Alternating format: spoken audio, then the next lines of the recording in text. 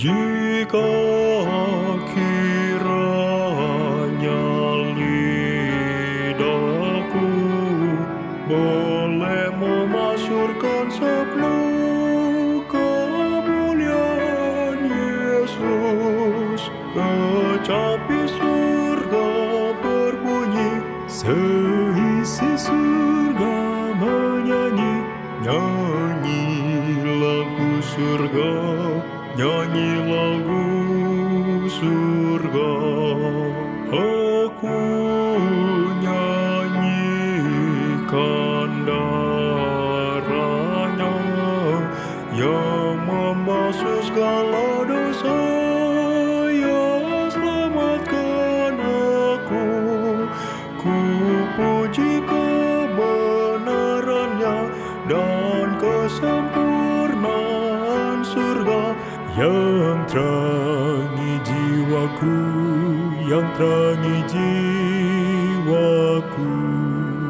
Aku nyanyikan kodratnya, kasihnya yang tak terduga dari tata surga.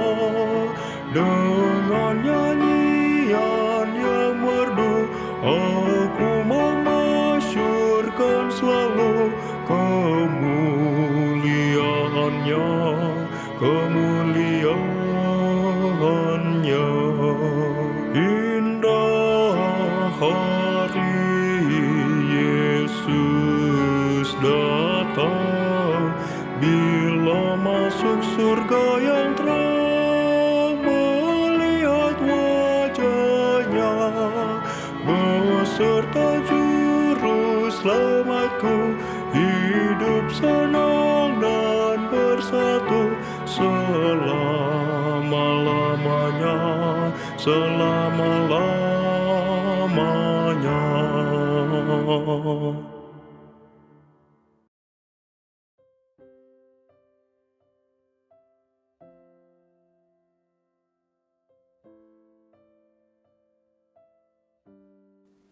Saudara-saudara yang terkasih di dalam Tuhan Yesus, Shalom, salam damai, dan selamat bertemu lagi pada hari ini di dalam firman Tuhan yang akan sama-sama kita pelajari dan renungkan.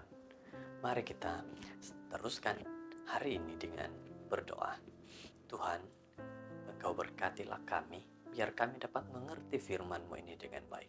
Terima kasih penyertaan-Mu dalam nama Yesus. Amin. Saudara-saudara, firman Tuhan yang akan sama-sama kita pelajari dan renungkan berjudul Tangan Yesus, Februari 17. Mari kita lihat, apakah kita mengerti betul-betul hari ini apa maksud tangan Yesus? Ayat renungan untuk kita sama-sama renungkan di dalam Matius 8 ayat 23. Maka datanglah seorang yang sakit kusta kepadanya, lalu sujud menyembah dia dan berkata, Tuhan, jika Tuhan mau, Tuhan dapat mentahirkan aku. Lalu Yesus mengulurkan tangannya, menjamah orang itu dan berkata, aku mau, jadilah engkau tahir. Seketika itu juga tahirlah orang itu daripada kustanya. Satu ayat yang begitu baik yang menunjukkan bagaimana Tuhan dapat melakukan untuk semua orang, bukan orang-orang terpilih saja. Saudara-saudara, kita lihat ada satu kisah cerita.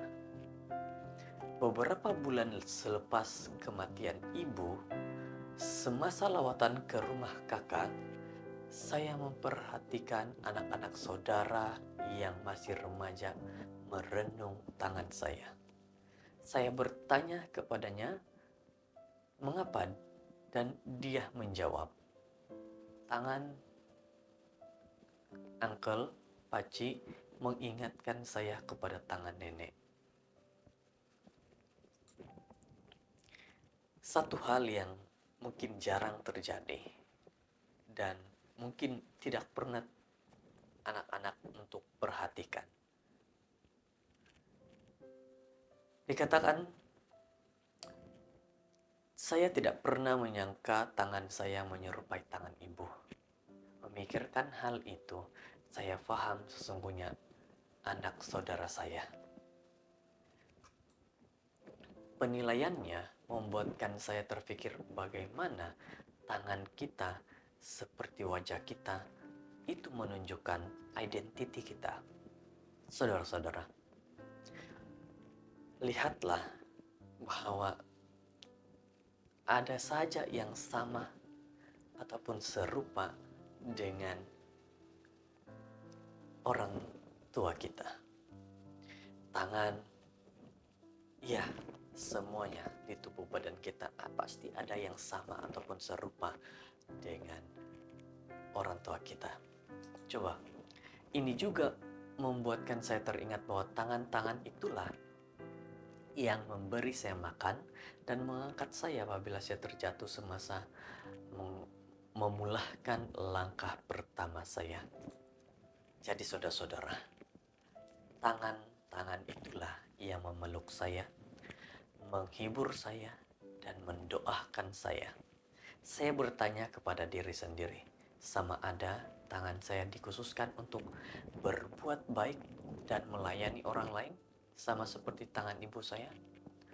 Kitab suci menyebut tentang tangan Yesus.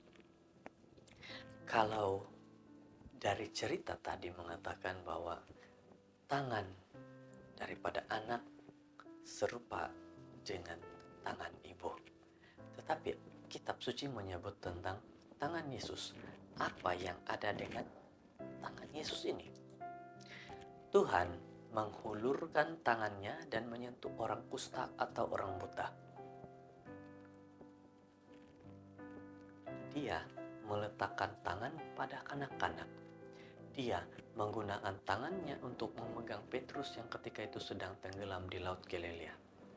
Dia menggunakan tangannya untuk membasuh kaki murid-muridnya. Yesus menggunakan tangan untuk melakukan satu pelayanan. Kami tidak tahu fisionomi tangan-tangan itu, tetapi tangan-tangan itu pasti kuat dengan kulit yang keras karena pekerjaannya sebagai tukang kayu dan juru bina. Pada masa yang sama, tangan-tangan itu penuh dengan kasih sayang, kepekaan, empati, dan kuasa penyembuhan. Karena daripada tangan-tangan itu terjadi penyembuhan sepenuhnya, ramai pengidap yang telah diusir. Saudara-saudara yang terkasih, tangan-tangan itu juga digunakan untuk menyebarkan cinta, kasih sayang, dan emosi kepada orang yang kita sayangi. Ibu bapa menyatakan kasih sayang dan kelemah lembutan terhadap anak-anak mereka melalui sentuhan fisikal, dan anak-anak pun membalas. Tangan-tangan diperlukan untuk memberi dan mendapat sokongan emosi. Jadi saudara-saudara yang terkasih, hari ini kita mau diberitahu bahwa tangan Yesus adalah tangan yang sentiasa terbuka kepada setiap manusia. Beberapa tahun lalu, apabila wabak virus Ebola merebak, pihak berkuasa kesehatan mengenakan protokol yang ketat ke atas kaki tangan penjaga kesehatan yang menjaga kemungkinan pesakit yang dijangkiti. Antara sekatan yang banyak, mereka melarang kaki tangan itu daripada menyentuh dengan mesra, berpelukan dengan dan berjabat tangan. Disebabkan oleh kurangnya sentuhan fisikal, akibatnya ramai pesakit merasa kecewa dan tiba-tiba naik berang karena banyak adegan tragis yang terpaksa mereka saksikan. Saudara-saudara, dengan tangan kita boleh lakukan pekerjaan dengan baik. Dengan tangan kita boleh buat pelayanan dengan baik. Jadi tidak heranlah pesakit merasa kecewa bagi para pekerja. Yesus tidak pernah takut menyentuh mana-mana orang sakit, termasuk penyakit kusta. Tidak kira betapa seriusnya keadaan fisikal, mental, atau moral Anda, Tuhan bersedia untuk meletakkan tangan penyembuhannya ke atas Anda untuk menghibur dan membimbing Anda. Izinkan Dia hari ini untuk menjangkau Anda dengan tangannya yang penuh kasih.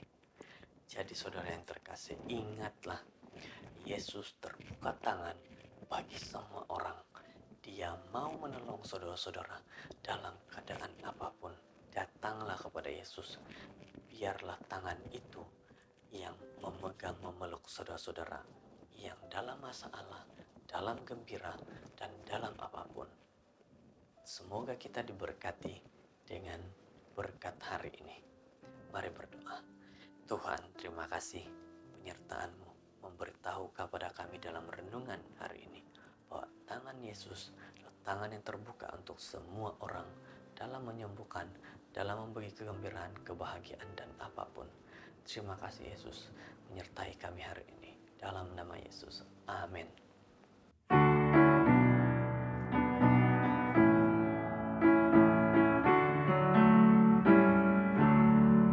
Jika kiranya lidahku boleh memasyurkan sablu kemuliaan Yesus, kecapi surga berbunyi, seisi surga menyanyi, nyanyi lagu surga, nyanyi lagu surga. Aku nyanyikan darahnya yang membasuh segala dosa, yang selamatkan aku. Ku puji kebenarannya dan kesempurnaan surga yang terangi jiwaku, yang terangi jiwaku. Aku nyanyikan kodratnya, kasihnya yang tak terduga dari tata surga. Dengan nyanyian yang merdu, aku memasyurkan selalu kemuliaannya, kemuliaannya. Indah hari Yesus datang, bila masuk surga yang terang, melihat wajahnya beserta juru selamatku, hidup senang dan bersatu selama-lamanya, selama-lamanya.